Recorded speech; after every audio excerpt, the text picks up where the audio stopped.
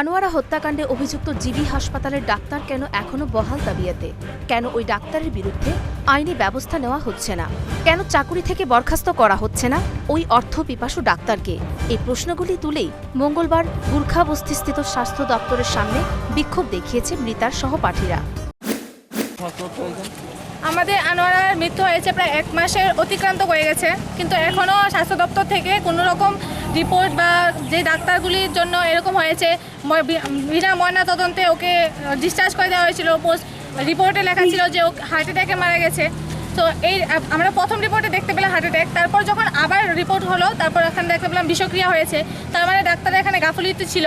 তো ডাক্তারকে এখন পর্যন্ত ধরা হয়নি এবং তার বিরুদ্ধে কোনো অ্যাকশনও নেওয়া হয়নি। তো আমরা জানতে চাই এবং জবাব চাই যে কতদিনের মধ্যে আমরা জানতে পারবো যে ডাক্তারের বিরুদ্ধে কি তদন্ত করা হয়েছে, কি রেজাল্ট হয়েছে। আর আমরা প্রথম থেকেই বলে এসেছি আমরা ডাক্তারের লাইসেন্স ক্যান্সেল করতে হবে, আর এটা করতেই হবে। ডাক্তারের বিরুদ্ধে একটা স্ট্রিক্ট অ্যাকশন নিতে হবে, কারণ বারবার আমাদের ত্রিপুরাতে ডাক্তারদের গাফিলতির জন্য অনেক মানুষ প্রাণ হারাচ্ছে, অনেক মানুষের প্রাণ যাচ্ছে। এরকমভাবে আর চলবে না। আমরা ভগবানের পর ডাক্তারের উপরে বেশি বিশ্বাস করি, ডাক্তার আমাদের প্রাণ বাঁচান। ওনারাই যদি এরকম গাফিলতি করতে থাকেন তাহলে আমরা কাদের উপর বিশ্বাস করবো?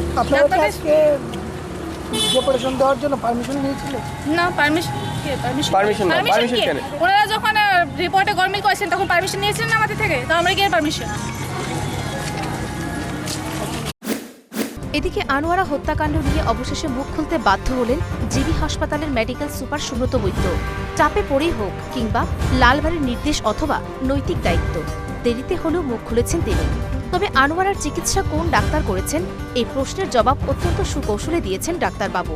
অভিযুক্ত ডাক্তারকে বাঁচানোর জন্য প্ল্যান মাফিক বয়ান দেওয়া হয়েছে বলেও দাবি করছে আনোয়ারা ছাত্র সমাজ। ওই সময় ডক্টর কে ছিল?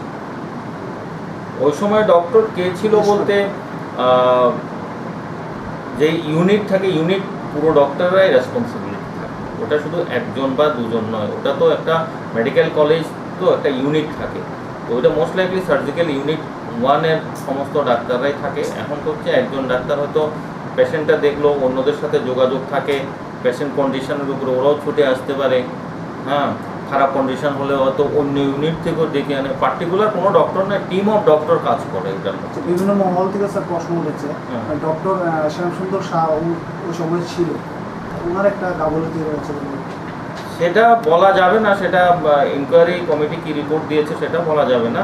কিন্তু উনি যখন ডিউটি করছেন ওনাকে দায়িত্ব দেওয়া হয়েছে ওই সময়টা কাজ করতে, কিন্তু ব্যাকগ্রাউন্ডে ওনারাও তো ছিল এবং ওটার মধ্যে যে পুরো ইউনিটটাই কাজ করে।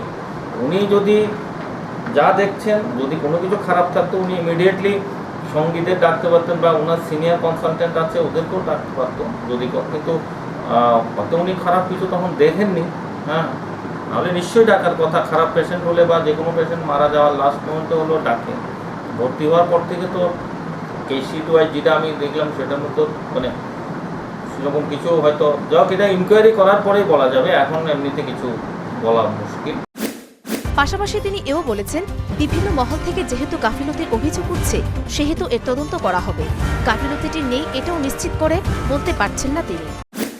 এখন ঘটনা ঠিক, এখন যেহেতু মারা গেছে বা বিভিন্ন মহল থেকে হয়তো গাফিলতির কথা উঠছে, ঠিক আছে, এটা যদি গাফিলতি হয় সেটা মানে ইয়ে করা হবে, ইনকোয়ারি করা হবে।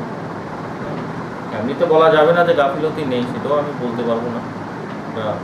ইনকোয়ারি জিবি হাসপাতাল সুপারের এহেন বক্তব্যের পরিপ্রেক্ষিতে আনোয়ারা ছাত্র সমাজের প্রতিক্রিয়া কি হয় তা বোঝা যাবে সময়ে। পাশাপাশি স্বাস্থ্য দপ্তরের ভূমিকা কি হয় সেটাও বলবে সময়ে। Bureau report, news vanguard.